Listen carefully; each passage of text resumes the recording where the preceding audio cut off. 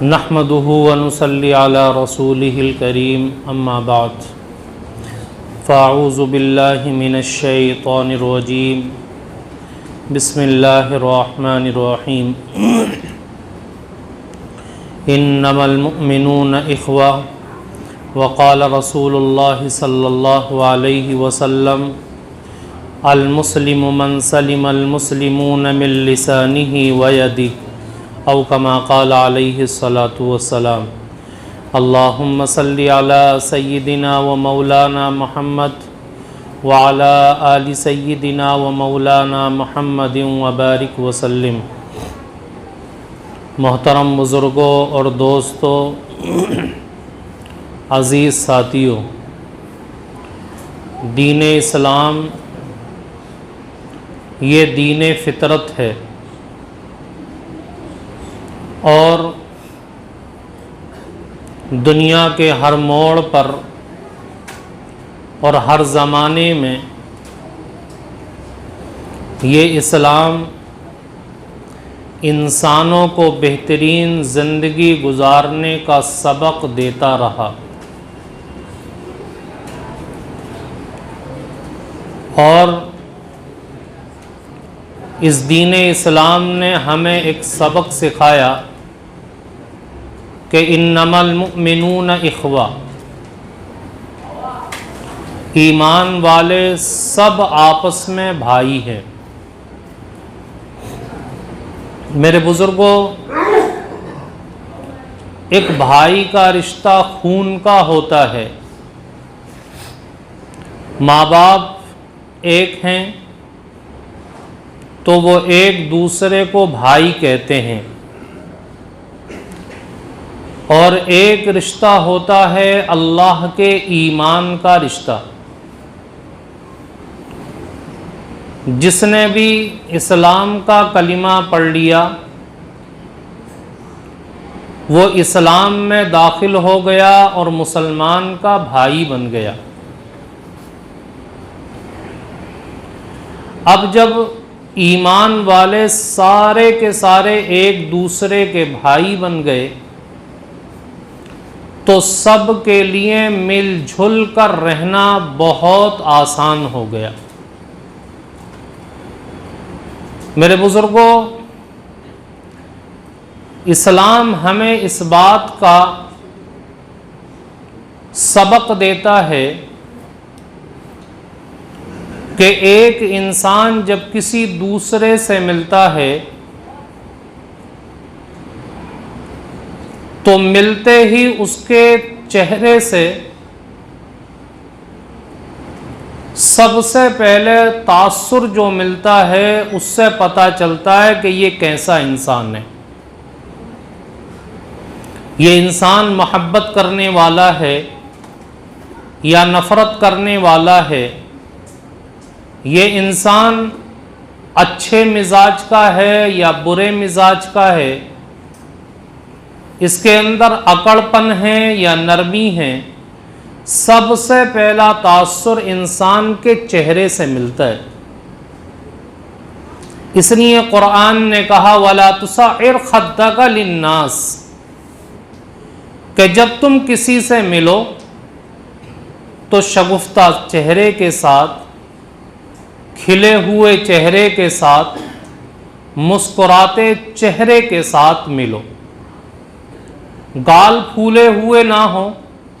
جیسے غصے کی حالت میں انسان کے گال پھول جاتے ہیں، انسان کی پیشانی اوپر چڑھ جاتی ہے، اس طریقے سے انسان کا چہرہ نہیں ہونا چاہیے۔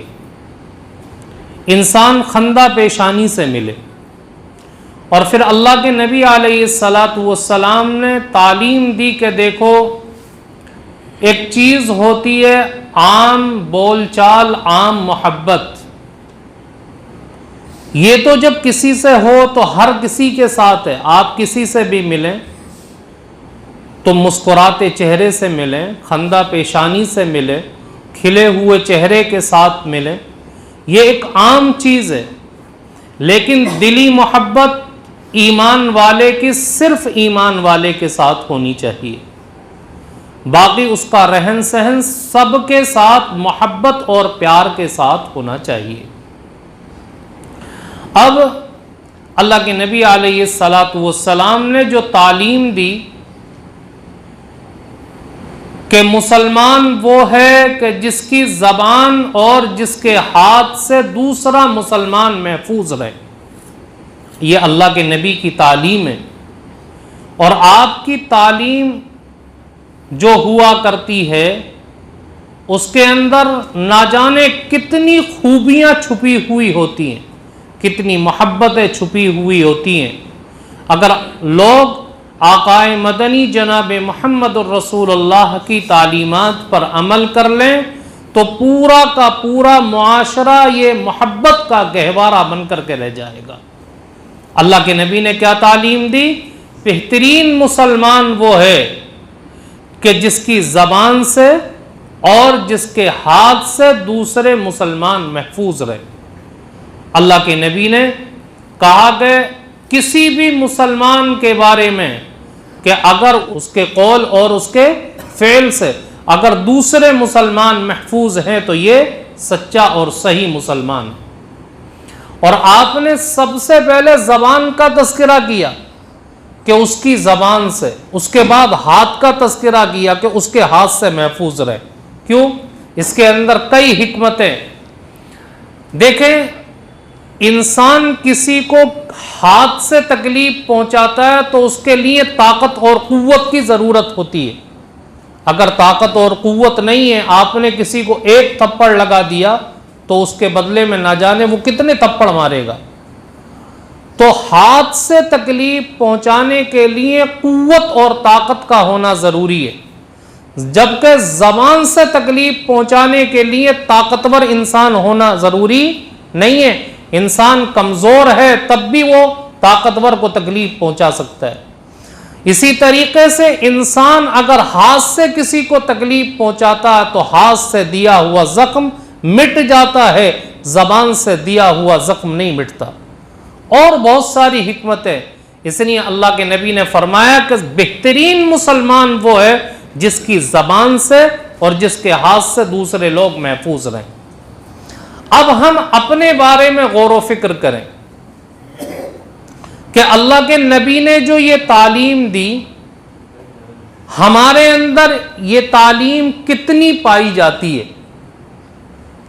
کیا مسلمان ہماری زبان اور ہمارے ہاتھ سے محفوظ ہیں یا نہیں ہیں؟ کیا مسلمانوں کی عزت و آبرو ہم سے محفوظ ہے یا نہیں ہے؟ مسلمانوں کی دلوں سے ہم کھلواڑ کر رہے ہیں یا نہیں کر رہے؟ ہر آدمی اپنے بارے میں غور و فکر کر سکتا ہے۔ اگر اس کی زندگی کے اندر یہ دکھائی دیتا ہے کہ لوگ اس کی زبان اور اس کے ہاتھ سے محفوظ نہیں ہیں تو وہ یہ سمجھ لے کہ آقا کی جو تعلیم ہے اس سے میں کوسوں دور ہوں، میرے اندر آقا کی تعلیم اور مسلمان کی تعریف نہیں پائی جاتی۔ اللہ کے نبی علیہ الصلاۃ والسلام نے اپنی امت کے افراد کو یہ تعلیم دی، لیکن اس کے اوپر عمل کر کے بھی اللہ کے نبی نے دکھایا۔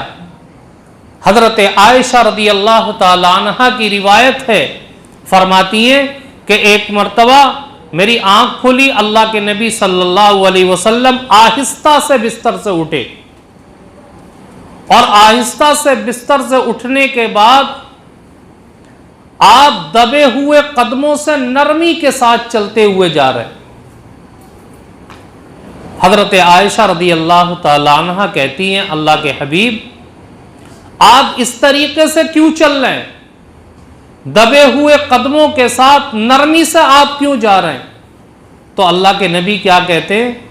عائشہ تم سو رہی تھیں، میرے دل میں یہ خیال آیا کہ میں تہجد کے لیے اٹھ رہا ہوں، تو کہیں ایسا نہ ہو کہ میرے اٹھنے کی وجہ سے عائشہ کی نیند ٹوٹ جائے، عائشہ کی نیند خراب نہ ہو جائے۔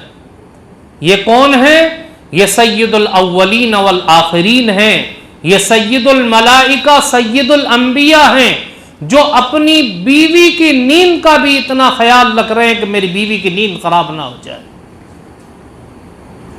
ایسے انہوں نے اپنے آپ کو لوگوں کو تکلیف پہنچانے سے بچایا کہ میرے کسی بھی عمل سے دوسرا تو بہت دور کی بات ہے، میرے گھر والے کو بھی تکلیف نہیں پہنچنی چاہیے. اور ایک واقعہ آپ نے بارہا سنا ہوگا حضرت عمر فاروق رضی اللہ تعالیٰ عنہ کے متعلق کہ حضرت ابو بکر صدیق رضی اللہ تعالیٰ عنہ کا دور خلافت ہے. حضرت عمر رضی اللہ تعالیٰ عنہ ملنے کے لیے آئے حضرت ابو بکر صدیق رضی اللہ تعالیٰ عنہ سے. اب جہاں پر حضرت ابو بکر صدیق رضی اللہ تعالیٰ عنہ بیٹھا کرتے تھے وہاں پر دیکھا کہ ایک لسٹ لگی ہوئی ہے. اس لسٹ کے اندر معذورین کے نام لکھے ہوئے ہیں اور یہ لکھا ہوا ہے کہ ان معذورین کو خدمت گاروں کی ضرورت ہے. اب کسی نے ایک کی خدمت لے لی، کسی نے دو کی، جس نے جس کی خدمت لی ہے اس معذور کے سامنے خدمت کرنے والے کا نام لکھا ہے.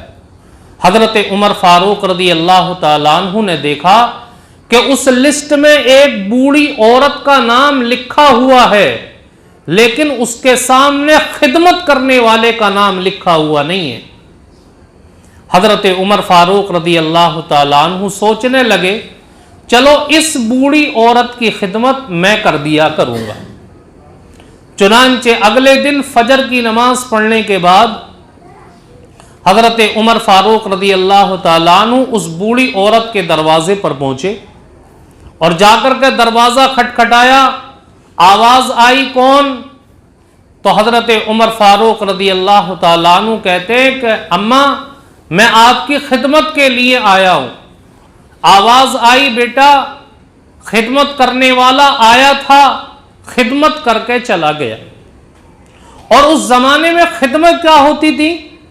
خدمت ہوتی تھی باہر کنویں سے پانی بھر کر کے گھر میں لا کر رکھ دیا، گھر میں جھاڑو لگا دی، برتن گندے ہیں تو برتن دھو کر کے رکھ دیے تاکہ اس معذور کو زندگی گزارنے میں آسانی ہو. تو جواب کیا آیا؟ بیٹا خدمت کرنے والا آیا تھا، خدمت کر کے چلا گیا. حضرت عمر فاروق رضی اللہ تعالیٰ عنہ معلوم کرتے ہیں اس بوڑھی عورت سے اماں اس خدمت کرنے والے کا نام کیا ہے؟ کہا بیٹا میں نے کبھی معلوم ہی نہیں کیا، وہ آتا ہے خدمت کر کے چلا جاتا ہے، نہ اس نے اپنا نام بتایا نہ میں نے کبھی معلوم کیا. پوچھا اس کا حلیہ اور شکل و صورت کیا ہے؟ وہ بوڑھی عورت کہتی ہے بیٹا آج تک میں نے اس کو دیکھا ہی نہیں. جب وہ گھر کے دروازے پر آتا ہے تو کنڈی کھٹکھٹاتا ہے اور کہتا ہے کہ خدمت کرنے کے لیے آیا ہوں، اماں پردہ کر لو. میں پردے کے اندر چلی جاتی ہوں، وہ خدمت کر کے چلا جاتا ہے. جب اس کا کام پورا ہو جاتا ہے تو پھر دروازہ کھٹکھٹا کر کے کہتا ہے کہ ہمارا کام مکمل ہوا، اب پردہ ختم کر لو، میں جا رہا. وہ بوڑھی عورت کہتی ہے کبھی میں نے اس کو دیکھا ہی نہیں. حضرت عمر فاروق رضی اللہ تعالیٰ عنہ کے دل میں جذبہ پیدا ہوا کہ آخر دیکھوں تو صحیح وہ کون سا ایسا نوجوان ہے جو خدمت کر کے چلا جاتا ہے، نہ لسٹ میں اس نے اپنا نام لکھا، نہ اس بوڑھی عورت کو اپنا نام بتایا اور خدمت کر کے چپکے سے چلا جاتا ہے. اگلے دن فجر کی نماز سے پہلے ہی آ کر کے بیٹھ گئے. فجر کی نماز سے پہلے آئے، پھر دروازہ کھٹکھٹایا. کون؟ کہا ماں میں خدمت کے لیے آیا ہوں. بوڑھی عورت کہتی ہے بیٹا خدمت کرنے والا آیا تھا، خدمت کر کے چلا گیا. اب تیسرے دن حضرت عمر فاروق رضی اللہ تعالیٰ عنہ دل میں سوچتے ہیں کہ کچھ بھی ہو اس سے ملنا ہے، یہ کون خدمت کرنے والا ہے. چنانچہ تیسرے دن عشاء کی نماز پڑھ کر ہی آ گئے اور بوڑھی عورت کے دروازے پر کسی جگہ چھپ کے بیٹھ گئے. دیکھا کہ رات کافی ہو گئی، سارے لوگ سو چکے ہیں، نیند کی آغوش میں جا چکے ہیں.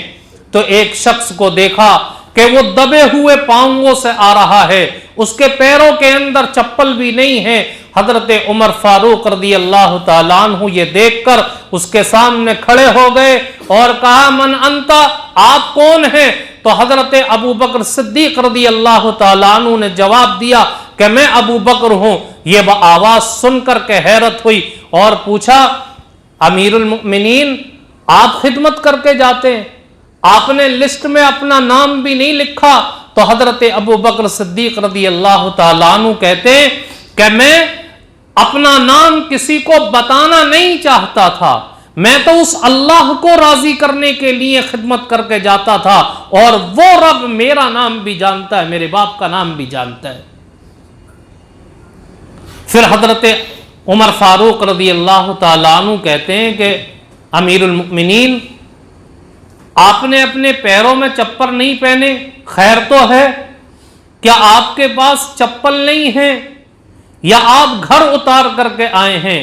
تو حضرت ابو بکر صدیق رضی اللہ تعالیٰ عنہ کہتے ہیں عمر رات کا وقت ہے، لوگ تھکے ہوئے ہیں، ان کو نیند کی ضرورت ہے، میں اپنے چپل گھر اتار کر کے آیا ہوں۔ مرد کے چپلوں کی آواز زیادہ ہوتی ہے، کہیں ایسا نہ ہو کہ میرے چپلوں کی آواز سن کر کے لوگوں کی نیند نہ ٹوٹ جائے۔ اس طریقے سے لوگوں کے آرام کا، لوگوں کو تکلیف نہ پہنچانے کا انہوں نے خیال رکھا کہ تاریخ میں اس طرح کے واقعات نہیں ملتے۔ ایسی تعلیم دی اسلام نے، ایسا سبق سکھایا کہ تمہارے کسی بھی عمل سے کسی مسلمان کو تکلیف نہیں ہونی چاہیے۔ صحابہ کرام نے، ہمارے بزرگوں نے، ہمارے اکابرین نے اس تعلیم کے اوپر بالکل عمل کر کے دکھایا۔ اچھا کوئی یہ کہہ سکتا ہے کہ یہ تو بہت اونچے درجے کے لوگ تھے، انہیں تو اللہ کے نبی علیہ السلام کی صحبت ملی تھی، آقا کی صحبت کا ان کے اوپر اثر تھا، ہم تو بعد کے لوگ ہیں، ہم اس درجے پر کیسے پہنچ سکتے ہیں؟ ہم اتنے بڑے کام کس طریقے سے انجام دے سکتے ہیں؟ تو قریب کے زمانے میں آئیے، حضرت مفتی شفیع صاحب رحمت اللہ علیہ لکھتے ہیں کہ جب میں مولوی بن گیا، مفتی بن گیا، میرے پاس کچھ وقت فارغ تھا، میں میاں اصغر حسین دیوبندی رحمت اللہ علیہ اس زمانے کے بڑے بزرگ تھے، میں ان کی خدمت میں آ کر کے رہنے لگا۔ کہتے ہیں کہ جب میں ان کی خدمت میں آیا اور رات کا وقت ہوا، عشاء کی نماز پڑھی، عشاء کی نماز پڑھ کر کے حضرت اپنے گھر کی طرف چلنے لگے۔ مفتی شفیع صاحب عثمانی رحمت اللہ علیہ کہتے ہیں میں بھی حضرت کے ساتھ چل دیا۔ کچھ دور چلنے کے بعد میاں اصغر حسین دیوبندی رحمت اللہ علیہ نے اپنے پیر سے چپل نکالے اور نکال کر کے ہاتھ میں لے لیے اور 30-40 قدم آگے چلے گئے بغیر چپلوں کے۔ 30-40 قدم چلنے کے بعد پھر چپل ہاتھ سے نیچے رکھے وہ پیروں میں پہن لیے۔ مفتی شفیع صاحب رحمت اللہ علیہ کہتے ہیں کہ مجھے تعجب ہوا، میں نے حضرت سے معلوم کیا کہ حضرت مجھے سمجھ میں نہیں آیا، آپ نے چپل اتارے کیوں تھے اور پھر 30-40 قدم چلنے کے بعد آپ نے پہن کیوں لیے؟ تو حضرت میاں اصغر حسین صاحب دیوبندی رحمت اللہ علیہ کہتے ہیں کہ یہ محلہ جو ہے اس کے اندر ملی جھلی آبادی ہے، مسلمان بھی رہتے ہیں، کافر بھی رہتے ہیں۔ جہاں پر میں نے اپنے چپل اتارے ہیں یہاں ایک کافرہ عورت کا گھر ہے جو جسم فروشی کا دھندا کیا کرتی تھی، حسن و جمال والی تھی، خوبصورت تھی، آج اس کی عمر زیادہ ہو گئی، حسن و جمال کم ہو گیا، تو لوگوں نے اس کے پاس آنا چھوڑ دیا۔ آج وہ روزانہ انتظار میں بیٹھتی ہے کہ کوئی شخص آئے گا، میرے ساتھ بدکاری کرے گا، مجھے کچھ پیسے دے کر کے جائے گا اور میرا خرچ چلے گا۔ اگر میں چپل نہ اتارتا تو میرے پیروں کی آہٹ سن کر کے اس کو ایک امید بنتی کہ شاید کوئی گراہک آ رہا ہے، پھر میں اس کے گھر سے آگے چلا جاتا تو اس کی وہ امید ٹوٹتی، اس کو ایک تکلیف ہوتی. اس لیے جب میں اس گھر کے پاس آتا ہوں تو چپل اتار لیتا ہوں تاکہ اس کی امید ہی نہ بنے، اس کو تکلیف ہی نہ پہنچے. اتنا خیال رکھتے تھے ہمارے اکابرین. آج تو ایک نوجوان غلط کام کرتا ہے، ایک نوجوان نشہ کرتا ہے، گٹکا کھاتا ہے، تمباکو استعمال کرتا ہے، ماں روتی ہے، ماں سمجھاتی ہے، ماں کے آنسوؤں کی کوئی قدر نہیں. باپ روتا ہے، باپ سمجھاتا ہے اور کہتا ہے میرے بچے اس راہ پر مت چل، تیری زندگی خراب ہو جائے گی، تیری زندگی برباد ہو جائے گی. باپ کے آنسوؤں کی کوئی قدر و قیمت نہیں، باپ کی محبت کا کوئی احساس نہیں. باپ کس طریقے سے پیسہ کما کر کے اپنی اولاد کو بڑا کرتا ہے، آج کے نوجوان کو کوئی احساس نہیں. اپنی جوانی کو، اپنی زندگی کو یوں دوسروں کے حوالے کر رہا ہے اور موت کے منہ میں جانے کو تیار ہے، لیکن کوئی احساس نہیں ہوتا کہ میری ماں کا دل دکھ رہا ہے، میرے باپ کا دل دکھ رہا ہے. کیا ہمیں صحابہ کرام کے یہ واقعات معلوم نہیں ہیں؟ ہمارے بزرگوں کے یہ واقعات ہمارے سامنے نہیں ہیں؟ آج نوجوانوں کا ایک بڑا طبقہ ایسا ہے جن کی جوانیاں ابھی ابھر رہی ہیں، 13, 14, 15 سال کی عمر ہے، سگریٹ پیتے ہیں، تمباکو کھاتے ہیں، گٹکا کھاتے ہیں اور اپنی جوانی کو موت کے حوالے کر رہے ہیں. ماں باپ کے دلوں کو تکلیف پہنچتی ہے. ارے میرے بھائی، میں آپ سے سوال کرتا ہوں، اگر ہم 1 لاکھ کی گاڑی خرید کر کے لاتے ہیں، وہ پیٹرول والی گاڑی ہے، اگر ہم اس گاڑی کے انجن میں مٹی کا تیل ڈالیں گے تو کیا وہ انجن چلے گا؟ کیا کوئی اس انجن کو چلانا گوارا کرے گا؟ اپنی 1 لاکھ کی گاڑی میں کوئی مٹی کا تیل نہیں ڈالتا. اگر کوئی پوچھے کہ کیوں نہیں ڈالتے، مٹی کا تیل تو سستا ہے، تو کہتے ہیں کہ جی انجن خراب ہو جائے گا. 1 لاکھ کے انجن کی اتنی فکر ہے. اس اللہ نے، اس مالک کائنات نے یہ کروڑوں کا جسم ہمیں دیا ہے، ہم گندگی کو اس کے اندر ڈال کر کے اپنے جسم کے انجن کو خراب کر رہے ہیں، اس کا کوئی احساس نہیں.